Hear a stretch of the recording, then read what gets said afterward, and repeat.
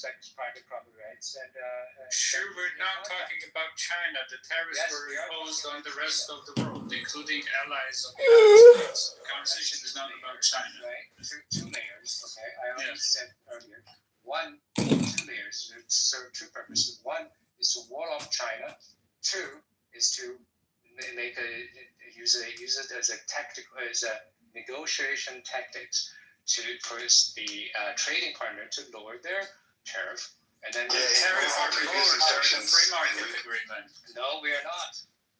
I mean, how is it walling off China? Canada and the United States are not in a free market agreement. No, when you have a backdoor for a party that does not respect the private property rights, then that's walling off China. Put a tariff on Canada. Do not accept. Put a tariff on China. Do not accept Chinese goods wherever they come from. That's your problem.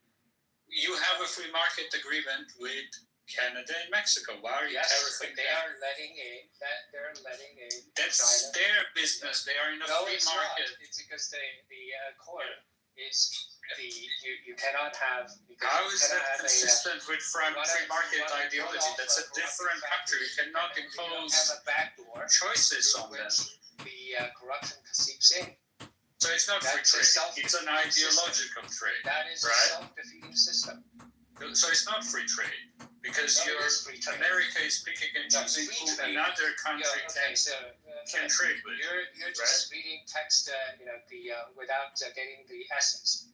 So if you trade with a robber, and is that free trade? If you trade with a robber and who wants to extract the, I think by robber, I'm assuming you mean the environment. Yeah, in agreement, Sorry, I think who I trade with in a free trade environment has nothing to do with you in the United States. And so that's the definition of free trade, right? No, because you're putting on, if you beat somebody out of the... Can you give me the definition of the word free? And then that's trafficking, okay? That's trafficking. Trafficking? Yes. What the hell has happened to this guy? It was free trade. Let me try a different tack, maybe. Let me try a different tack. So let me ask you this, brother. Let me ask you this. Without getting the essence. Let me try this, Hanson. So recently, because of the tariffs, when a Canadian businessman was trying to take one of his machines to a trade show, he was denied 4 times to enter the country, right? Because he couldn't define how much of the aluminum in his machine came from Canada. And so he had to go to a notary and then a broker to define exactly how much so that he could pay the tariff on the aluminum in his little machine that he was taking to a trade show, right? And so if you assume that the story I'm telling is true, and it is, you can go check it out, the U.S. government and border control has the means to stop things coming in from Canada that don't have, that might have Chinese goods or might have not the right percentage of things, right? And so to say that all these car parts are flooding in to America from China through Canada, like, do you have any proof to back that up? Anything? Yeah. Anything to back that up, man, other than just Fox News? Yeah, let me, not from Fox News, so let me get, last time when I got an expert, actual businessman, in the room, and you guys basically didn't let him speak. All right. Is that your reference? Can you produce something? I'm sorry. Also, who's buying all these Chinese parts in the United States?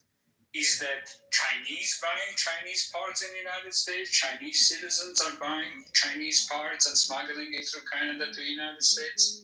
I think is that like Canadian companies are buying Chinese parts and then relabeling them as Canadian and then selling them into the U.S. cars. China is setting up the factories or the transition port in Canada and Mexico, particularly in Mexico. What are you talking about? To route through the tariff and then use the free trade zone precisely to use exploit this free trade zone system. So we are against capital investments by China in Mexico or Canada? Yeah. Why? Like I said, it's we have different ideology. They have it's corruption of this free trade system. So setting up a factory in Mexico is corruption of the free trade. Well, because there's routing the Chinese product and car parts through Canada and Mexico. But isn't it made in Mexico car parts? Should you just have a international corporation to set it up in Mexico? Yes. Okay. I don't think that's good rationale for a global recession, but okay. So if it complies, if the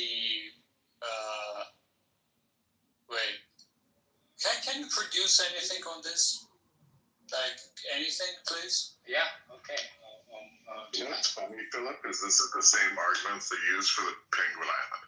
Like Trumpers are literally coming online, and it's hard to say this without laughing, but they're saying the reason Trump put the tariffs on the Penguin Islands was because to block companies from using those Penguin Islands as like hot points to shuffle non-tariff goods into America.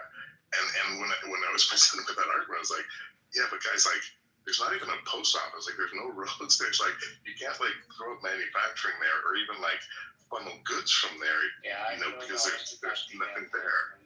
This is the first time I heard of it. So when he put his little list in the garden there of tariffs that he was going to apply on countries, he listed two islands that have no humans, and a 10% tariff on those islands. There's only penguins. There's no infrastructure. There's no people. I think it's like a 7-hour flight from Perth, Australia to get there, and he put 10% up there, right? And what's insane is that most of the numbers he put up that he said were tariffs and trade barriers. So he went to China and said, hey, there's a 36% tariff and trade barrier on American goods going into China. So we're going to put a 36% tariff on China. You know how he calculated that? He took the trade imbalance between the two countries, divided it, and then times it by 1,000. And that, or times by 100, and that was his percentage. That was what he claimed was a tariff. A trade imbalance is not a tariff. It's not. It just means that you like enough of the shit that country makes that you buy a lot of it. Like, how is that robbing? It makes no sense. Well, and there are reasons to do that. Like, we just really like coffee from Country X. They have a super small market. You're obviously going to have a trade imbalance from Company X or Country X. Mm-hmm.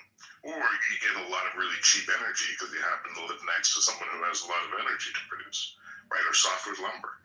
Trump's first term put a softwood lumber tariff on Canadian lumber. The result was not Americans buying more softwood lumber. Americans can't. You don't produce quality or volume in softwood lumber. The result was that America just went and bought a lot more from Europe and Russia. And Russian softwood lumber is North Korean slave labor. They use North Korean slave labor to produce that. It's almost like there's this economic thing called a comparative advantage, and that trade might actually benefit everyone. Yeah, but when you have a system that respects property rights and the contracts. So Canada respected the free trade agreement. America didn't. So what's Canada doing wrong, Hanson? Well, bringing in the Chinese goods. No, but that's something you heard on the news, man. That's not something that's actually happening. Like I said, it's not, right? So if we didn't have, So was there arbitration under the USMCA or WTO rules? Well, that's now that you brought up the WTO, right? So WTO, when China was assessed to WTO, they promised under the negotiation, promised a lot of things, the 20 items, but they never carry out the what they promised whatsoever. So was there a lawsuit? Well, there were arbitration, but they never complied. Okay, so that's the point. Is there a lawsuit saying that the outcome of which that they didn't when comply? you have a country like because China, there's not much WTO organization can do. That's the point. So is there a ruling in which China hasn't complied with WTO? Oh yes. All the the arbitration, and then you have they promise to open up the financial sectors, and then promise to the telecommunication. All those promises they never carried out. I'm sorry, China had amended the domestic IP laws and complied with WTO panel decision in another one on intellectual property, on another one with the US lawsuit. US intellectual property theft, yeah, you will law them for complying with the intellectual property rights. That's great. I mean, you're hijacking followers, and I think you just follow the letters, but not the idea. I'm sorry, shouldn't those things be decided by an impartial organization? Well, which one? Yeah. Which one? You kind of ideal. You have an ideal. Maybe Mars on Mars that Alpha Centauri. Well, there is the USMCA between Canada and United States. Did United States file anything for arbitration? WTO? Yes, of course. What was filed against Canada under USMCA? The thing is not this. Against Canada under USMCA. We were talking about the WTO against China, right? Don't shift the topic. Well, the China, I told you there were two rulings, both of them China complied. Which one? 2017 intellectual property law. Well, they're not complying, right? I mean, they have so many. They amended their law. Violations, and then they never opened up the telecommunications sectors, the finance sectors, and all that what they promised in 2000. Right? What telecommunications? Telecommunications sector industry. What loss?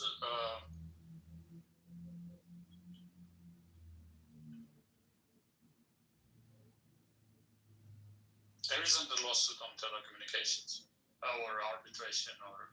It's not about arbitration. They promise. It's at the accession to the WTO, and everything they promised they didn't carry the promises out. Who's speaking in absolutes now, Hanson? Like it is. Yeah. Well, there's no telecommunication company in U.S. telecommunication company in China. There's no the finance banks operating in China. They don't even they're not even open to the foreign exchange trading in China, and then they're not like say auctions trading in China. Nothing.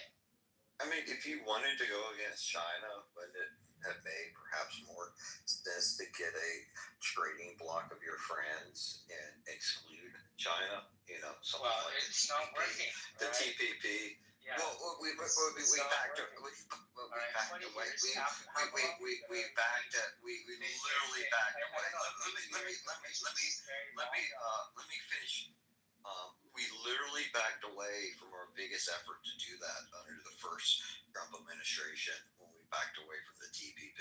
The whole concept behind the TPP was to create a huge Asian trading bloc to isolate China economically and trade by kind of rules that we created. Like this whole thought that you're going to punish the whole world and think that that's going to create a shield for China, it's going to do quite the opposite. It's going to push everybody into China's hands because they are the reliable partner now. They are the reliable economic partner now.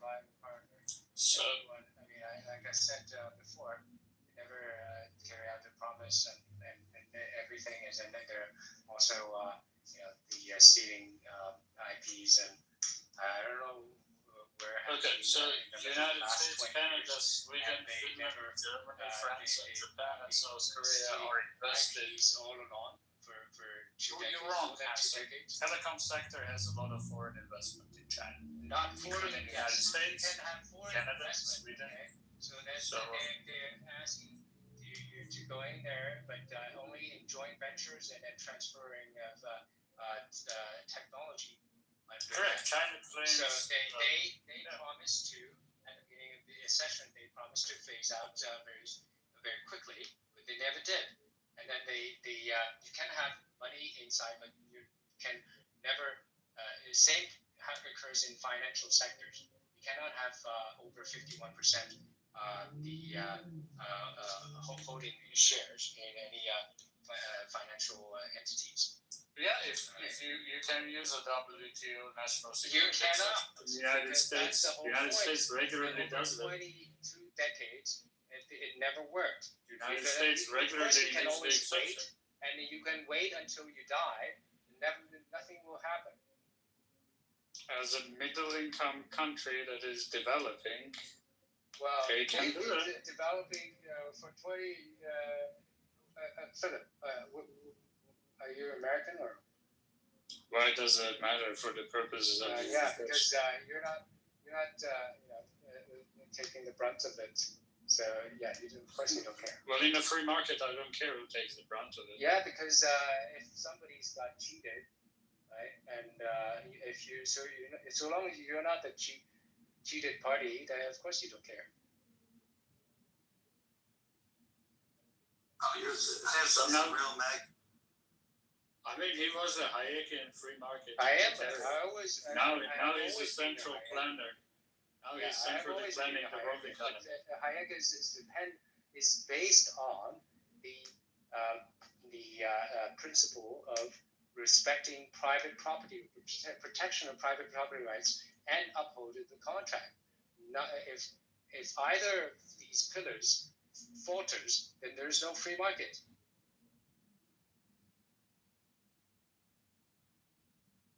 Keep going. You don't trade with a robber. Keep going. Trash.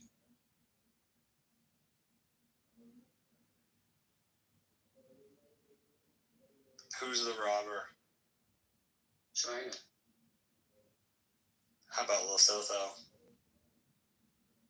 Who? Lesotho. Lesotho. It's the diamond exporter in Africa.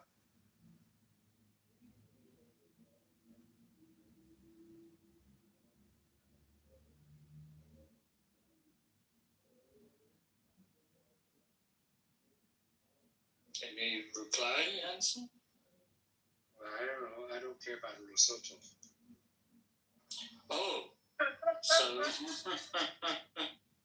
so it's a free market. I don't know about a free market until you don't care about the specific place. Straw that you can crawl on. Yeah, now you're originally. Tucker just saved you. It's Tucker Hansen, as in toucan, and Carlson, as in bicep curl. Yeah, whatever. Hanson, I don't think so. Well, why is it Tucker? Is it touch? Because it's spelled like Tucker, as in toucan. Well, what about touch? English. What about touch? Trash. No, it's Tucker, as in toucan. Yeah, It's my name, man. It's my name. I get to define my own name. You don't get to define my Don't name. tell me it's about English pronunciation. Hey, Hanson. Hey, Hanson. Dude, How are you? honestly, the guy thinks that tariff for free trade. You think he can manage to say your name correctly? Doubtful. Hey, respect my contract, man. My name's Tucker. No, I didn't sign a contract with you. Okay, Bob. Yeah, Hanson, behave. Yeah, sort of behave. Read Hayek better. Sure. Okay. I'm not the one proposing centrally planning U.S. World economy, so I don't think I need to do that. Nobody's upvoting. Nobody's advocating central plan. Maybe you are. Except for you, Shirley. Joker, is it really a contract if your name is not in all caps referencing the corporation? It's got to be in bold, too, actually. Yeah, you're right. And some Greek letters.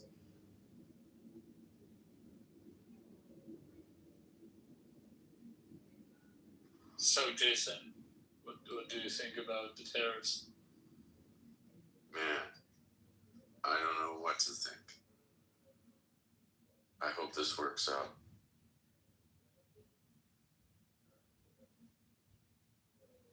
What does working out look like? It means you can buy a Toyota Tundra 100% made in the USA for a reasonable price. That's if it's working out. That's what it would look like. Do you feel the same about like socks and t-shirts, Jason? Yes, in fact, all of my socks and shirts and boots and luggage are all very compliant, made in the USA with made in USA fabric, zippers, thread, buttons. Nearly everything I wear is 100% made in the USA. So, Jason, how do you square it with your, if I remember correctly, like adherence to Adam Smith? And, we talked a little about Adam Smith. You seem to like Adam Smith. Is very anti-mercantilist. How is your position shifted or changed? Are you anti-Adam Smith? Are you in a mercantilist camp now? Well, I don't think this is about consumer welfare. It's about strategic industries. It's about independence.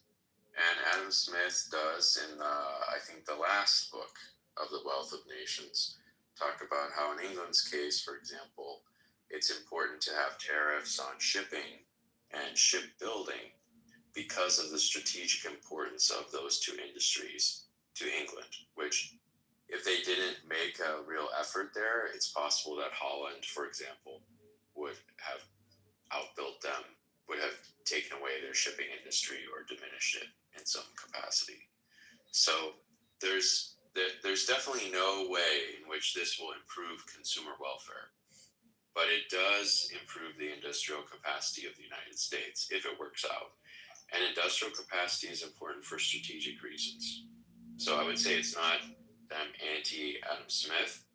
It's that, there's different counsel for different problems. If we want consumer welfare, yeah, free trade is the best possible option. But consumer welfare is not the only thing we have to think about. So I would take I don't necessarily disagree that you want to protect some industries, especially national security. You should be concerned about where your defense supply chain lies, and you should make sure it either lies in your country or your close allies.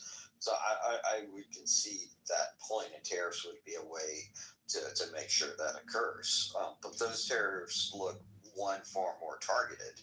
When you tariff blanket like we've done, you're not exactly doing that. And the other point is there is something to competition. When you tariff blanketly,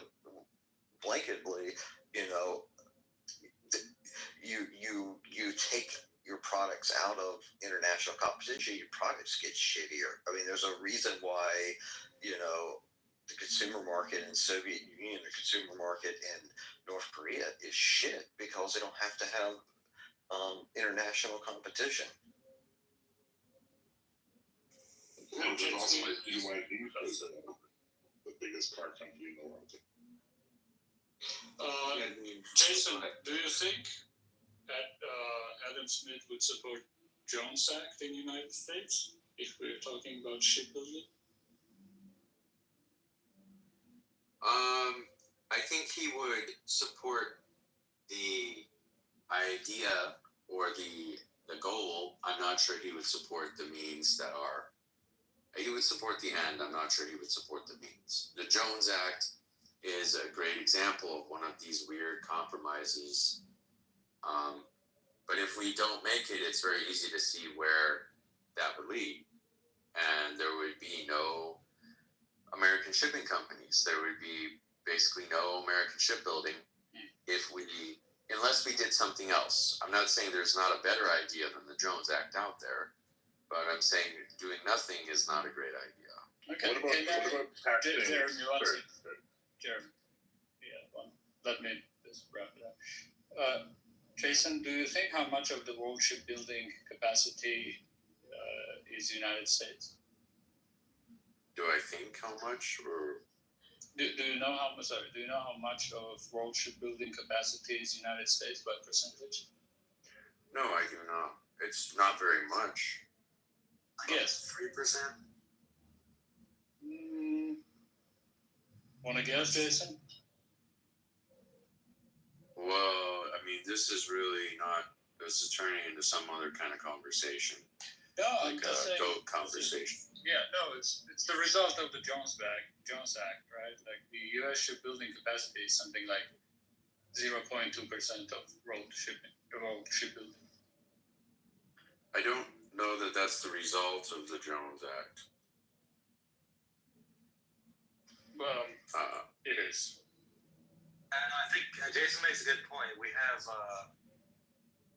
the famous shipbuilding countries: China, Korea, Japan, Vietnam. They have this is a subsidized heavy industry. What does that have to do with the Jones? What do you mean? Can you support your claim, please? The Jones Act has kept an industry basically operational, an industry that doesn't need to exist, right? Or it actually needs a heavy intervention because everybody in the industry is basically satisficing on a certain level, and it's dominated by corrupt lobbies that it's basically impossible to untangle the Jones Act from because of the politics surrounding it. The industry has been in decline for quite some time because of it, because of the requirement of the Jones Act, right? Last time they tried to build ships was I think you're conflating the American the shipping, ocean shipping, with the Jones Act. Yeah, that's kind of true. We don't have American liner companies other than Matson. Matson is the company that runs the line from California to Hawaii, Alaska to they do these domestic routes, right? Yeah, and the domestic routes. Ocean freight is not really who cares about ocean freight? The issue is if we have to build naval vessels, can we do it? And I think it's kind of a mixed thing. I mean, we can use the Koreans. We have some military shipbuilding capacity. We don't really have capacity to build a modern container ship, or at least to do many. Well, the last time you tried to build it, you had to ship it to Germany, so it's finished there because it was over budget and overextended. And then you had to pass a specific authorization, so it's retroactively labeled American, so that American producers, shippers can actually use it, because otherwise it would be banned under Jones Act. Yeah, but Philip, I think you have to compare it to the next best alternative, which, as far as I can tell, does not look good, which is simply that the U.S. has no commercial shipbuilding capacity. That's not the best. And travel between U.S. ports is not done with American ships or American sailors. I mean, what is an alternative that is better? America has shipping from cheap ships built in cheap countries. Like same thing that comes from cheap T-shirts and cheap.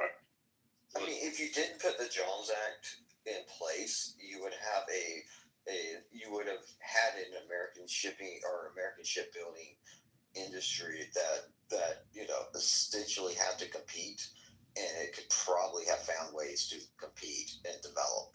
I think quite the opposite would have occurred without the Jones Act. You would still have a somewhat of a domestic shipbuilding, just like you have a domestic car building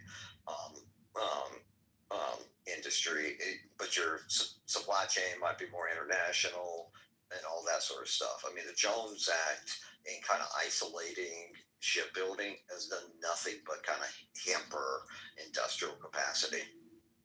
Well, so this is a question of fact, right?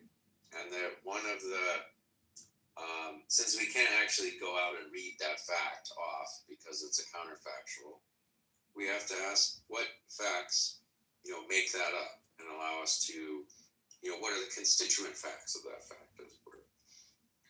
But it seems like we have a disagreement of fact here. I don't think that's actually plausible. I think it's more likely that the American shipbuilding industry would simply have disappeared or become even more nascent than it is, in the same way that many other productive industries have become more nascent. But, if the facts are right, if they support your conclusion, then yeah, that's a better alternative than the Jones Act. And then the question is, how do we know which one is true? Well, yeah, post World War II, right, and during the World War II, United States caught up to Britain and Japan in shipbuilding. I think they're basically Britain was dominating for some time, and then Japan started. The United States, because of state investment, right, and quite smart policy of competition, was producing record amount of ships. So America was able to do this before, right? The problem with the Jones Act is that it creates this type of basically a monopoly that nobody needs to do anything. Nobody needs to innovate. Nobody needs to compete with foreign producers. The demand is static. The demand is going to be there. It's a horrible policy. Well, so you're saying before World War II or during World War II and after, is that right? Yes. And the U.S. had very great shipbuilding capacity. Yep. And I guess I don't think this means much of anything. I mean, the U.S. had a lot of industrial capacity of all different kinds following the war, but a lot of it we lost as other countries developed through a combination of, in some cases, just some intrinsic advantages. One interesting anecdote from the TSMC founder's biography is that when they started building semiconductors in East Asia, the air rates were lower. It's just it's an open question why, but this is not a matter of cheap labor or something. They just made fewer errors. Staff made somewhat fewer errors.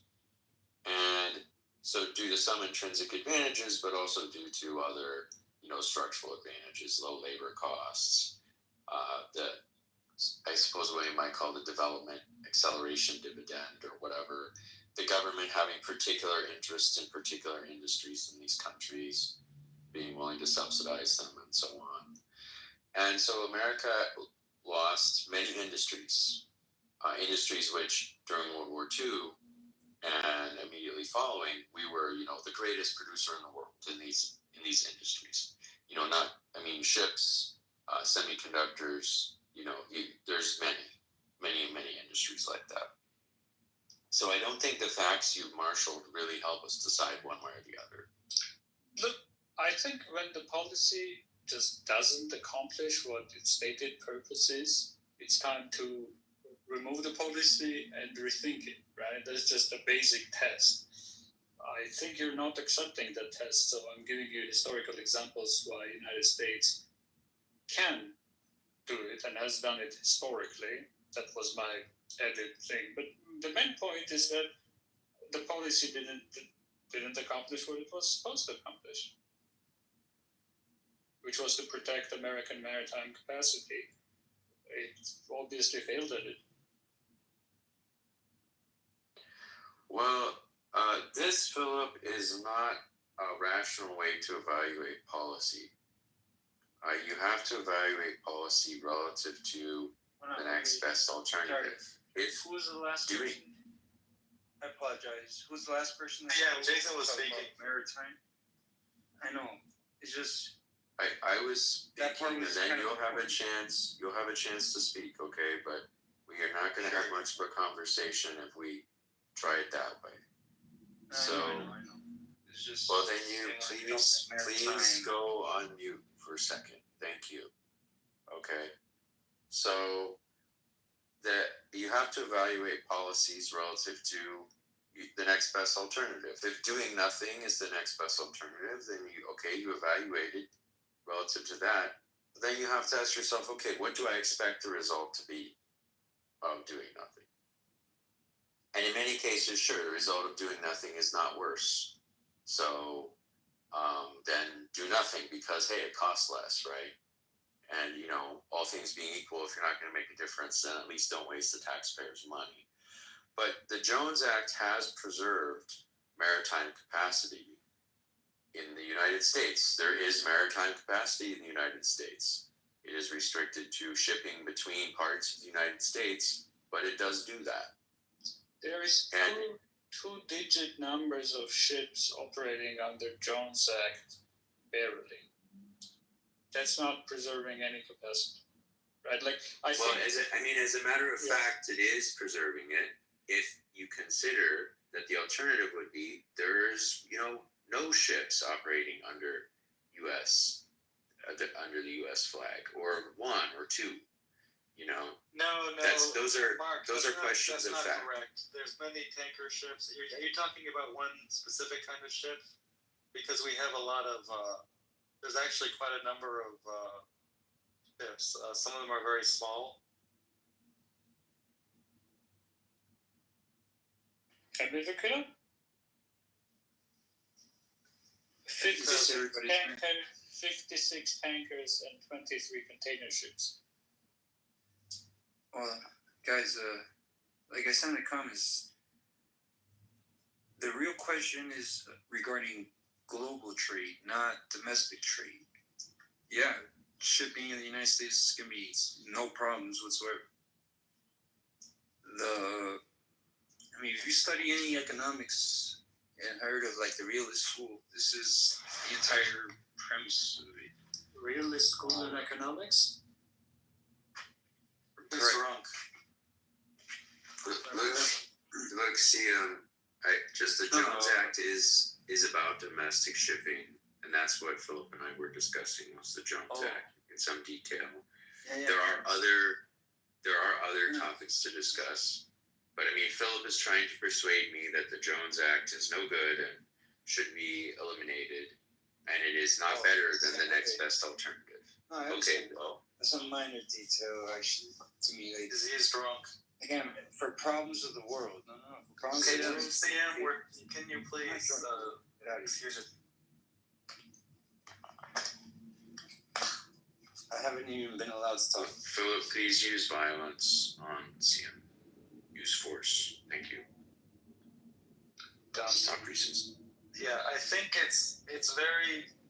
There's a lot of issues around U.S. Maritime capacity. You're talking about various types of shipbuilding, including military, non-military, transport, tankers, liners, container, the container ships. There's so many types. Most of the shipping is international. Americans don't want to be working on ships. That's why we hire, we have Filipinos and other foreigners, Indians, deliver our container goods to us. So it's kind of a tricky thing because Americans really don't want to be in this sector. It's very hard, dangerous, dirty work. But we need the capacity to support the U.S. Navy and to support military far away because we have a mandate. You have to have Martian Marine ships move military equipment. So it's just but it's a very complicated issue. It's not like one facet of it. It's multifaceted. Yeah, but let me ask you, really, I'm not sure about this point. I understand our labor cost is higher than in general, than other locations, but it was the union a problem as well. The union that enjoy extra-legal privileges or monopolistic positions that adds another layer of cost to the labor. Well, probably it does, but Americans don't want to. Like I'm telling you, Americans don't want to go venture on the seas for half the year. Like the work conditions they suck. They do, but people work on oil rigs. You know, if it were paid like that, they would probably do it, you know. And maybe for national security reasons, that's how we should handle it. There's a lot of questions to raise there. But I do want to say I appreciate talking with you guys. I hope we'll have a chance to talk about all of this again. And, I'll see you all around the app. See you. Great. Yeah. I'll take off as well. Philip, it's great. Have we talked before, or I don't remember? We have more or less. Yep. We have? Yep. Okay, cool. Not a lot, yeah. We'll talk more later, maybe.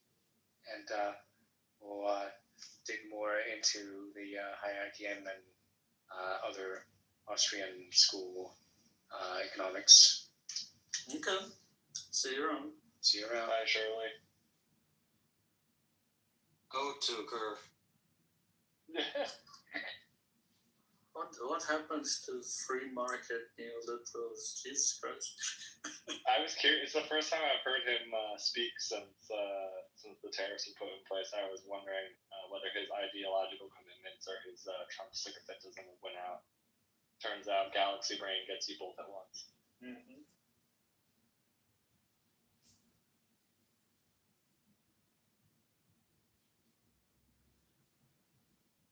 What did he say? He said higher trade barriers will lead to lower trade barriers.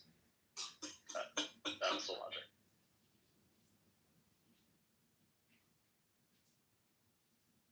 I don't know how Donald Trump manages to project this type of, I don't know, distortion field on people's brains. Yeah, it's quite a power. Quite a power.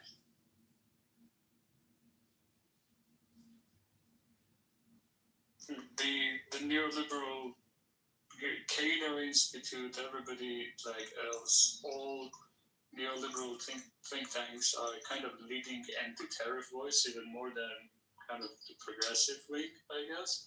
It's kind of having a moment, and it's just so weird to, encounter a self-described neoliberal with this position. The progressives were always a little more protectionist. I think, obviously not this particular tariff policy, but, in terms of protectionism generally, I always kind of viewed the MAGA movement as more aligned with the progressive wing of democratic politics than people within MAGA would like to admit. Yeah, there is that sort of, I was looking at Twitter, Sohrab Ahmari defending tariffs, and I don't know if one can call him progressive, but William, tell me, where is Sohrab Ahmari on American political scale? He's kind of a weirdo. Of course, his mother was I guess she was an immigrant. My friend used to go with him to protests, left-wing protests in high school. Kind of funny, right? Back in Logan, Utah. But before he was whatever the hell he is now, he was kind of a young leftist. Trotskyist. Let me guess, Trotskyist. Well, I can't be that precise. Yeah, then he was atheist. Now he's Radcliffe. It's all very cringe and kind of very fake. This is the world of JD Vance. People like Sohrab Ahmari. It's so.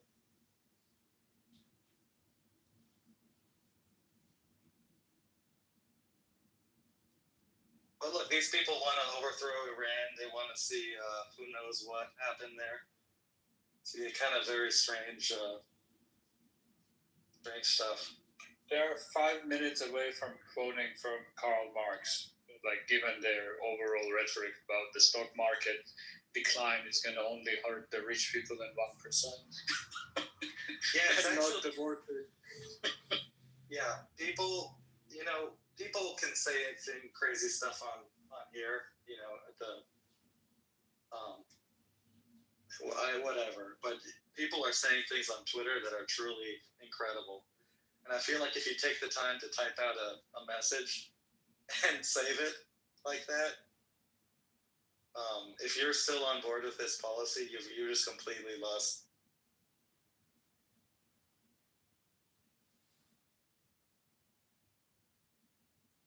Like up until Liberation Day, you could sort of make a rationalization that we're going to do, gradual tariffs, you're going to right-size trade balance, whatever.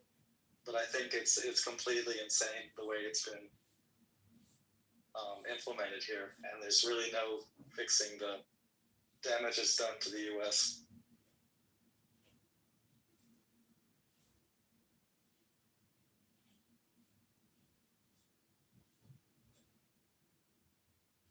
Yeah, the Economist. I don't subscribe to the Economist, so I only got the headline of this, but some new survey about the percentage of Americans who would categorize the European Union and Canada as unfriendly or as an enemy have skyrocketed. I don't know the percentages, but it's just wild to me, like the directionality. To consider like Canada of all, like Canada, like people who Americans routinely refer to as Americans because we can't tell the difference between Canadians and Americans.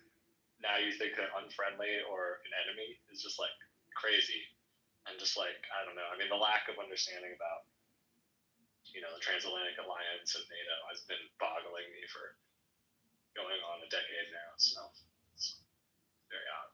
Those communists in Canada. Right. God forbid the takeover.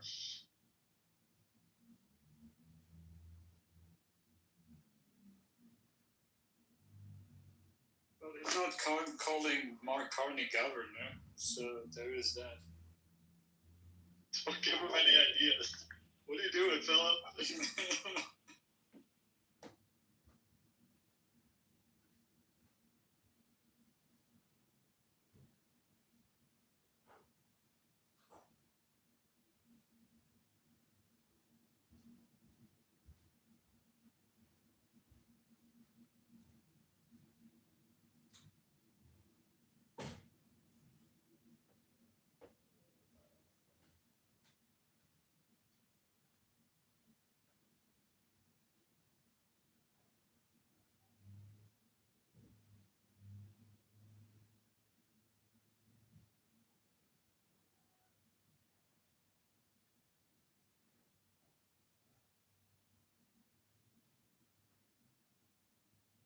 Dark, let's go check what's happening on Clubhouse.